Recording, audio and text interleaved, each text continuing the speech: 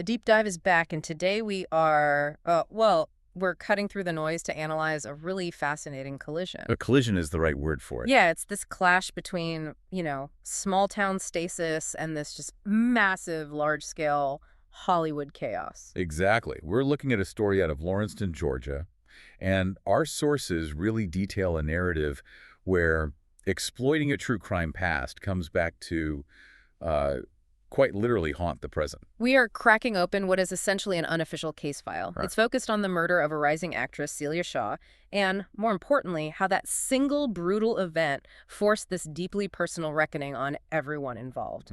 Especially on our main protagonist. Especially her, the librarian Aurora Teagarden. And you have to understand, Lawrencetown wasn't just some sleepy town before this. It was already notorious, famous for a past series of pretty horrific deaths that were immortalized in a book. Right, so that dark history is the very foundation for the current chaos. It is.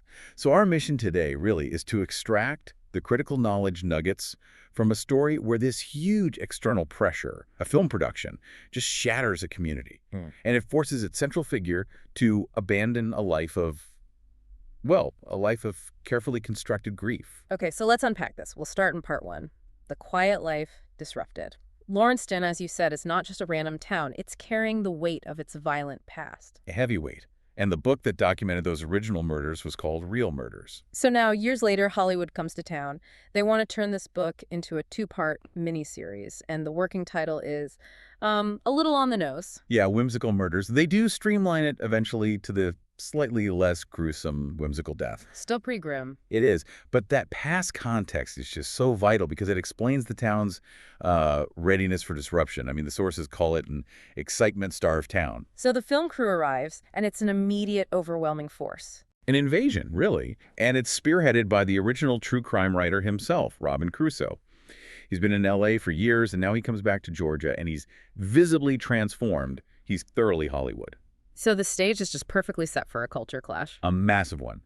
But the most profound clash, the one we're really focused on, happens inside one woman's life. And that's Aurora Teagarden. The sources paint this really vivid picture of her. She seems to be someone who is actively trying to shrink herself, despite her circumstances. That's a good way to put it. She's a diminutive librarian. She's in her 30s, and she's a widow. Her husband, Martin Bartell, passed away last November. And here's the key detail. Despite being independently wealthy, she drives a new Chevy, owns significant property, she maintains this determinedly modest dress and demeanor. She keeps working at the Lawrencetown Library. It's the perfect portrait of comfortable, high-status stasis, especially stasis following the trauma. She has all the resources, the freedom, the independence. But she chooses routine, a structured, quiet life. Exactly. And we see this not just in her job, but in her home, the Julius house. It was a gift from her late husband, Martin, and she renovated it from top to bottom. It's become her fortress of solitude. I find the description of the Julius house so telling. Me too. At first, it sounds like this perfect sanctuary, a place of comfort for her grief, right? But later, an outside observer critiques it, calling it isolated, too large, and even feeling like a tomb. Which suggests that her coping mechanism, the fortress, had actually become her prison. Yes, exactly. And the source material really contrasts her wealth with her emotional isolation. She has a maid, Catherine Quick, and a hired yard service to maintain this perfect, sterile environment. Right. It reinforces that the house requires no personal labor from her. It leaves her only to maintain her grief. She is completely insulated from the world in every possible way. And while Ro is navigating this internal stasis, her mother, Ada Queensland, is doing some serious external navigating. Oh, Ada's a whirlwind. A complete whirlwind. The multi-million-dollar real estate salesperson at a place called Select Realty, and she's openly, shamelessly leveraging the sudden media spotlight on Lawrence Caston to plug her firm. She is the consummate small-town operator, isn't she? Absolutely. She's planning her retirement because her husband, John Queensland, recently had a heart attack. So she's just maximizing every single opportunity. And when she speaks to a writer from a national entertainment magazine, oh, it's a masterpiece of spin. It really is. She frames Ro's reluctance to engage with the movie as being rooted in a deeply religious heritage and an aversion to the memories. Which Ro finds highly exaggerated. to say the least. She points out that the family hadn't even settled on the Episcopal Church until Ada married John Queensland. It's a fascinating insight into how Roe's identity is being filtered and, frankly, commercialized by her own mother for personal gain. Yeah, turning genuine sadness into a kind of marketable Southern piety. Exactly. And it really highlights Roe's self-awareness. She sees the gap between this public perception and her own private reality. And that perception goes beyond just family and religion. In that same magazine article, Roe is cited as a close friend of rising power that be Cartland Sewell. Who everyone knows as Bubba. Right, Bubba. And she's viewed by these unnamed insiders as a power behind the scenes in area politics. Which is just the most absurd designation for a quiet librarian. It's unbelievable. Roe calls the entire claim codswallop, and she attributes the gossip to Bubba's own boosterism as he's trying to get elected under his more formal name, Cartland. But whether she finds it absurd or not, the world outside Lawrencetown is suddenly defining her.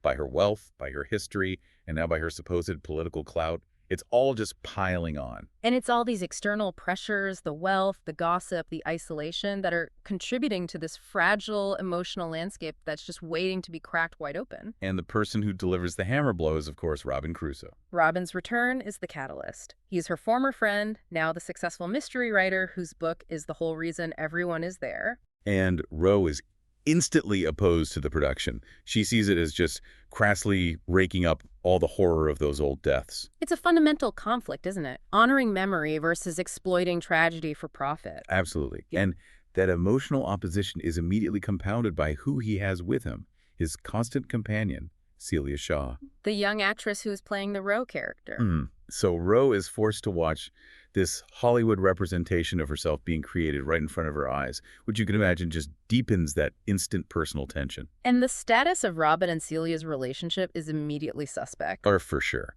Robin is very quick to clarify that they are just barely friends now, that their romantic relationship is over.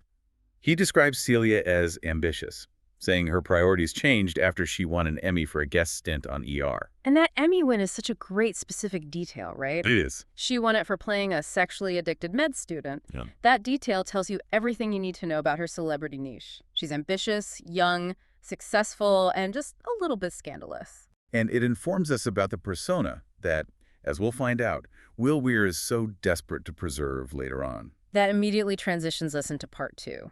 Hollywood invades Lawrencetown. This is where Roe is forced into much closer proximity with all these film figures. And the crew's presence is just a masterclass in aggressive, controlled chaos. Let's talk about the key players here. You have the director, Joel Park Brooks. He's an interesting contradiction. Yeah, he has the edgy look, the shaved head, the goatee, but he's wearing absolutely conventional clothes, like a clean, starched Oxford cloth shirt and khakis. He looks sort of constrained. Which maybe reflects the pressure he's under, right? I think so. Then you have Will Weir, the head cameraman. He looks a lot rougher, graying mustache, highly experienced. But everyone says he's easy to work with. He's the quiet, professional anchor in the middle of all this noise. But the immediate reality of Hollywood's invasion really just boils down to money and power. And in Lawrencetown, it seems like money trumps Roe's personal discomfort. It absolutely does. Roe is an infrequent attendee at St. Stephen's Church. But the film company offers so much compensation that the vestry, the church's governing board, they approve the filming without much of a fight. And what's the money for? New roofs on both the parish hall and the church itself. Wow. So that's the ultimate symbol, isn't it?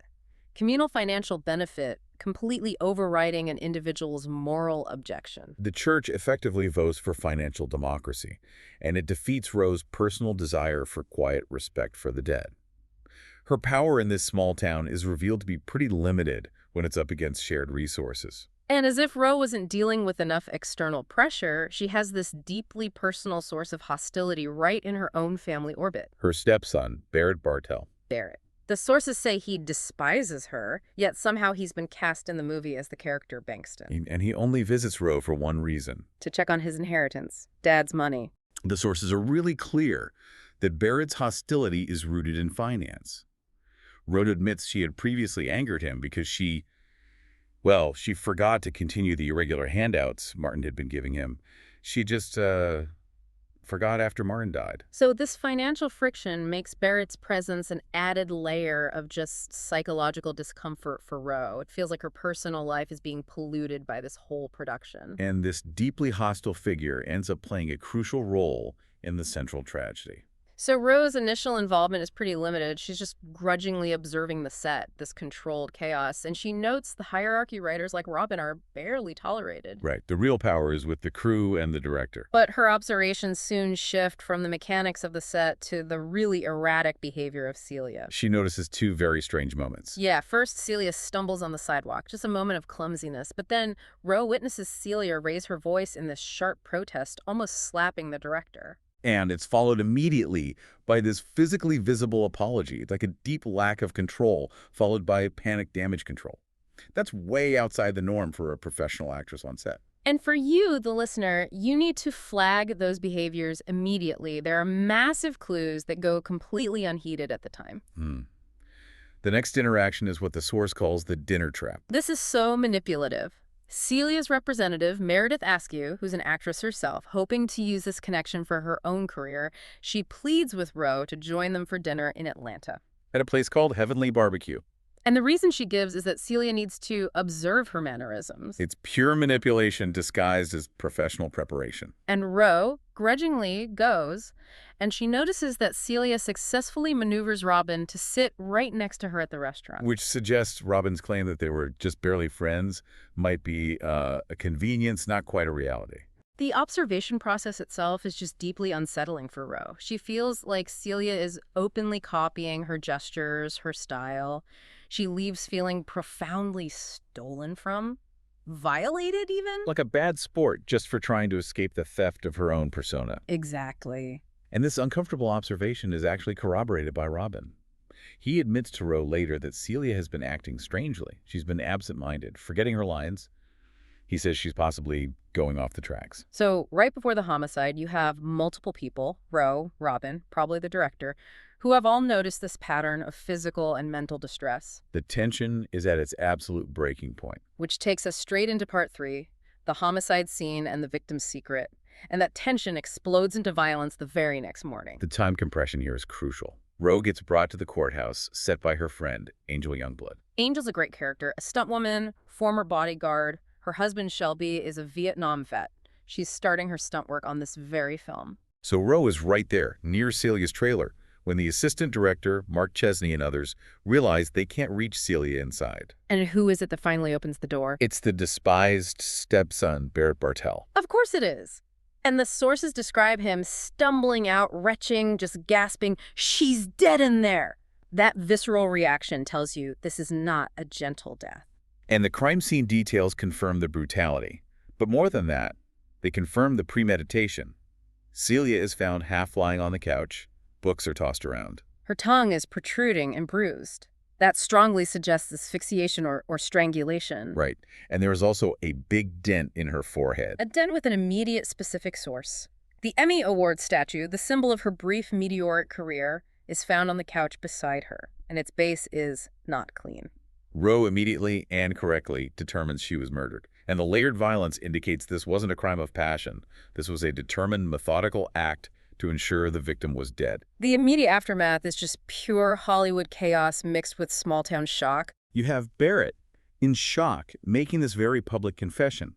He's bellowing that he and Celia spent last night together, and now she's dead. Which definitively confirms the end of Robin and Celia's relationship and immediately complicates the suspect pool. Right. Meanwhile, Robin Crusoe is distraught, but he focuses his immediate attention on Roe.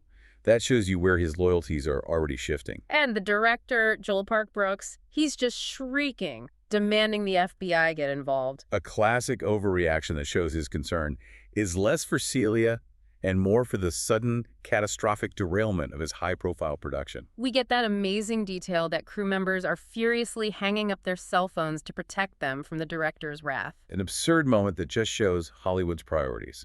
Manage the scandal, protect the assets, and pretty much ignore the actual death. And then Detective Arthur Smith, who happens to be Roe's former romantic partner, takes the case. Which adds yet another layer of personal tension for Roe. Smith questions Roe, Angel, and Robin, trying to establish alibis. And Robin, despite all the drama, has a really tightly woven alibi. Breakfast at the hotel, phone calls with his agent, meetings with Joel. His whole morning is pretty well covered. Smith's focus on Roe, however, is deeply personal. He presses her on why she was even at the set. Which leads her to admit that Celia manipulated her into being there, to observe her mannerisms. Roe calls it proof of Celia's cruelty. But you can tell that Smith suspects a deeper motivation, maybe jealousy, on Roe's part, given their shared past. He's looking for an angle. But the true, horrifying key to understanding the murder comes from the autopsy results. And Roe finds out from her reporter friend, Sally Allison. And the autopsy establishes a triple cause of death. Let's really detail this complexity because it's so crucial for understanding the killer's intent. It really is. So first, Celia was drugged. Pills, specifically Valium, were slipped into her coffee. Second, she was smothered with a pillow.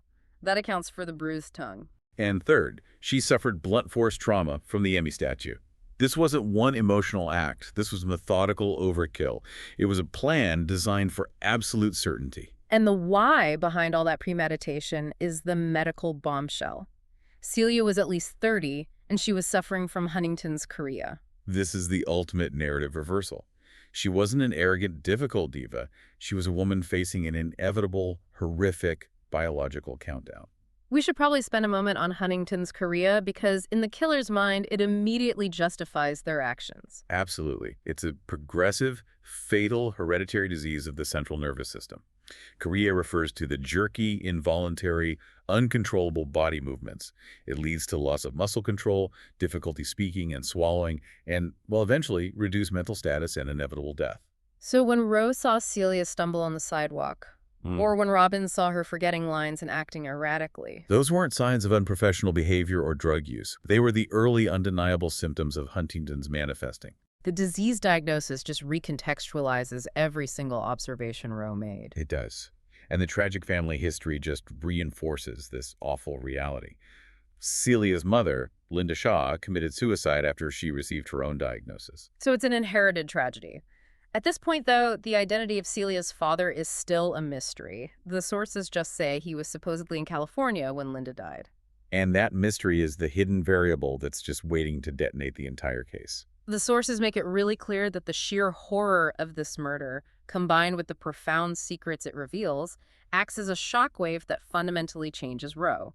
And that brings us to part 4, personal reckoning and double attack. This is the critical turning point in Roe's personal narrative.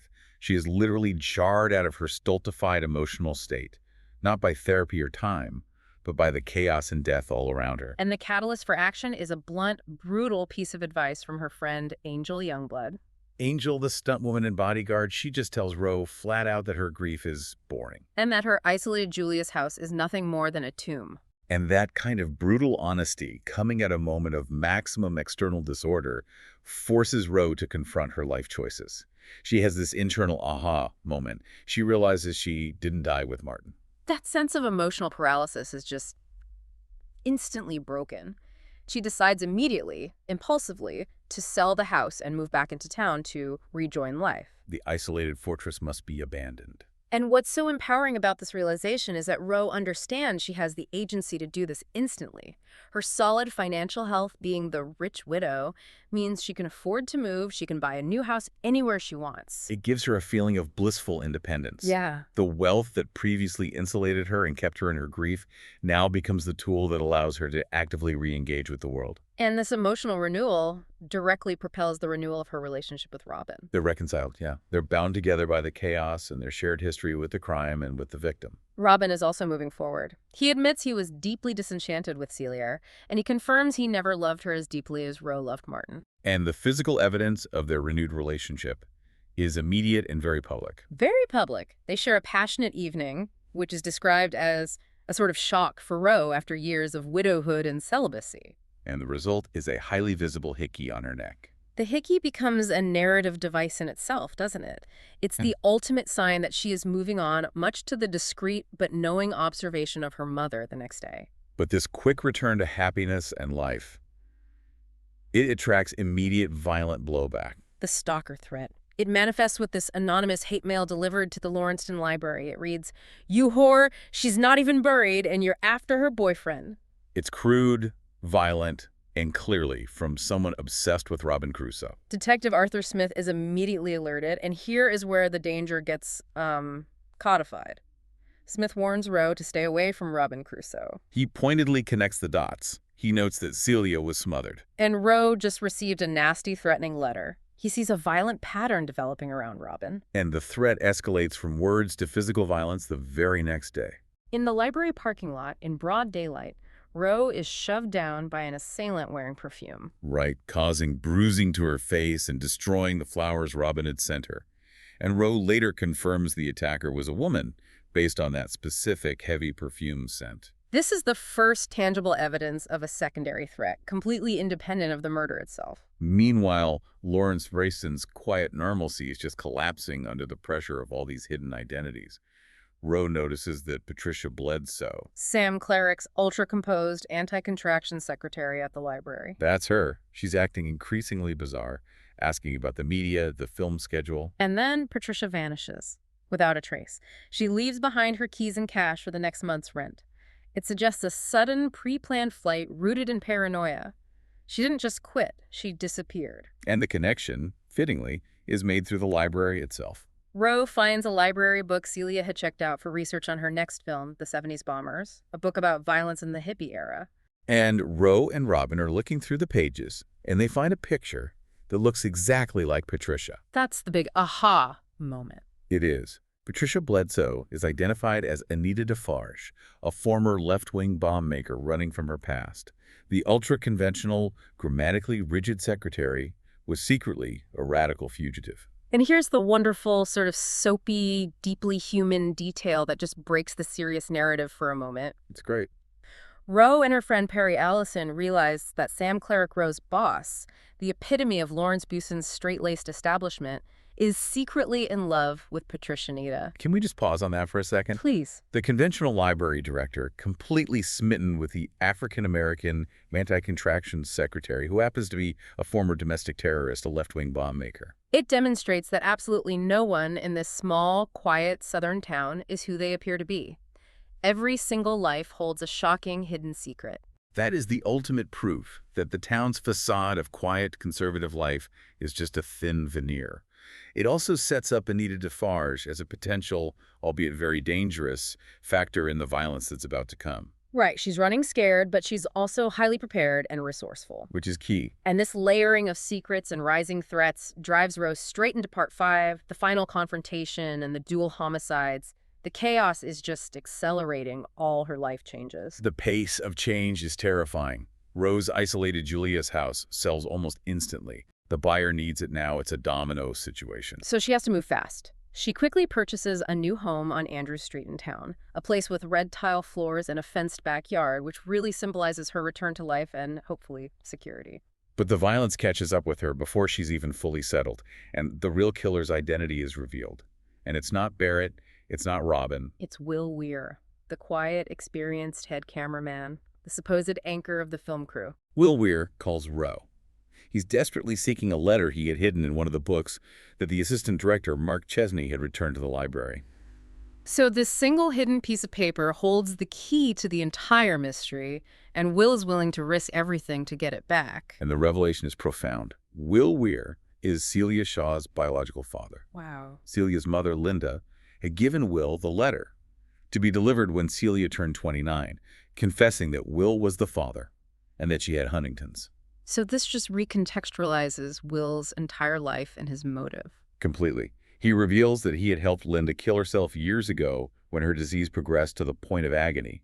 And now he sees Celia exhibiting the exact same symptoms: the stumbling, the loss of muscle control, the difficulty remembering lines that Roe herself had observed. So his motive is rooted in this, Yeah. this twisted sense of inherited mercy. Mercy, and, most importantly, the desire to protect his daughter's image. He killed Celia to ensure she would always be remembered as a tragic starlet, a beautiful celebrity with a brilliant truncated career, not a disease victim suffering the degradation of Huntington's. That is the core insight into the cost of legacy. It's breathtakingly selfish. It is. Will Weir prioritized a glamorous, media-friendly narrative, her celebrity over his daughter's life choices, or her ability to live with the diagnosis. He confirmed she waited for death after taking the drugged coffee with Valium he gave her. And the smothering in the Emmy statue. Just insurance and a macabre signature. And this all explodes into a chaotic dual homicide scenario at Roe's new, still unsettled home. Tracy, the catering server and Robin's obsessive superfan stalker, breaks into Roe's house. She's holding her maid, Catherine Quick, hostage. And Tracy's confession confirms her role in all the peripheral violence. She admits to stalking Robin Crusoe after a previous incident with another writer, Carl Sondheim, landed her in jail. She took the catering job solely to be near Robin. She's a true obsessive. And she confesses to her part in Celia's death, hitting Celia with the Emmy statue. But the crucial detail is her timeline. This is so important. She admits she did this after Celia was already dead. She was asleep, Tracy thought, which confirms that Will Weir had killed Celia first with the drugs and the smothering. So Tracy's motive wasn't even murder. It was a perverse attempt to comfort Robin by eliminating her competition, who she thought was Roe. The violence intensifies so rapidly, Tracy lunges at Roe with a knife, cutting Roe's shoulder. But Roe, the diminutive librarian who now embodies this kick-butt survivor, manages to trip Tracy. Who then falls on her own knife. Unbelievable. But before Roe could even process this dual tragedy and call 911, Will Weir appears. He's there to get the letter, but now he's faced with Roe, alive, and the possibility of being exposed as Celia's father and her initial killer. And just as Will physically tries to stop Roe from calling the authorities, the unintentional protector emerges. This is the narrative climax. Patricia Bledsoe, the fugitive Anita Defarge, emerges from hiding in the back room. She was retrieving a taped envelope hidden under her desk, which just proves her paranoia and preparedness. The former left-wing bomb maker uses her unique, dangerous skill set. She doesn't shoot him. She uses her gun, held by the barrel, as a blunt instrument. She hits Will Weir over the head and he collapses. The very weapon she kept for self-preservation in her fugitive life saves Rose. And this is the critical self-preserving action. Anita tells Roe to lie. She says to tell the police that Will Weir hit his head on the wooden table corner during the struggle. And she secures Roe's silence with this instruction before fleeing the scene for good. She knows Roe has a vested interest in protecting her rescuer. Roe is saved by a criminal, and she immediately accepts the cover story.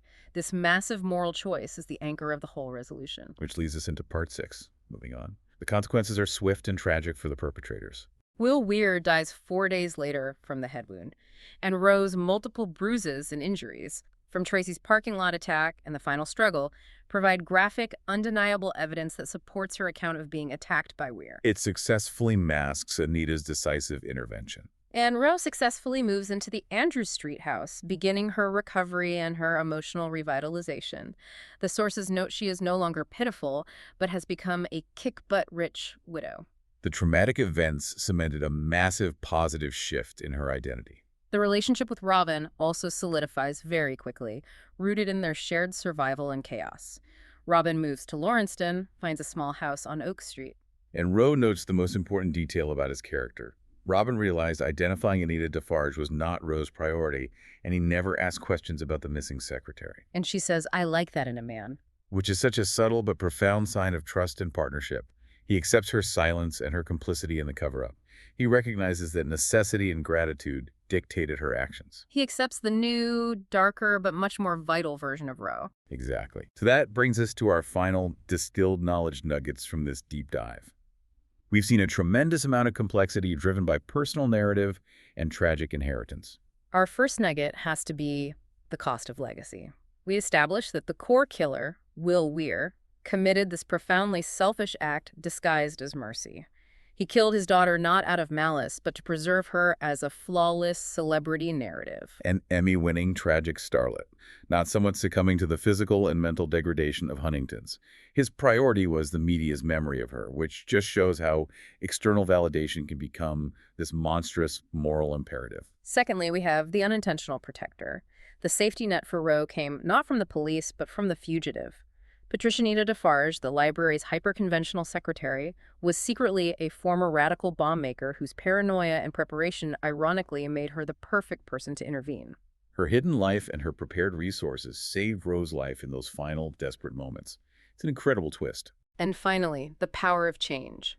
Rose's transformation from this isolated, stultified widow to an active, engaged protagonist was catalyzed not by gentle healing or finding new love, but by immediate, horrific chaos. A horrific murder forced her to abandon the life she realized was a tomb. She actively chose to embrace change, vulnerability, even danger, just to rejoin life. She found her vitality through surviving trauma. What a journey. From a woman hiding in a renovated house to a woman who is literally tripping her attacker and covering for a fugitive bomb maker. Yeah, we saw the Hollywood fantasy of the movie just crash head-on into the terrifying reality of hereditary disease and the desperate actions of a father trying to manage his daughter's tragic image. Rose's life is completely redefined by this violence. She moved from isolated grief to a renewed purpose, fueled by her own financial independence and this newfound psychological toughness. And you just have to reflect on that intricate web of motivations we unpacked. Will Weir, driven by the theatrical legacy of his daughter. Tracy, driven by a dangerous, obsessive love for Robin. And Ro herself, driven by curiosity and a desperate need to escape the stasis of her boring grief. So here is a final provocative thought for you to chew on. Ro chose to protect a potential criminal, Anita Defarge, who saved her life. She even advised the police to accept the narrative that Will Weir's death was an accident caused by the table corner. Does necessity and profound personal gratitude outweigh the law in moments of extreme crisis? And what does Ro's acceptance of this moral ambiguity say about the kind of future she is now building with Robin? Especially since chaos and homicide seem to follow them both wherever they go. Something to ponder as you look at your own sources and moral dilemmas this week. We'll see you next time for another deep dive.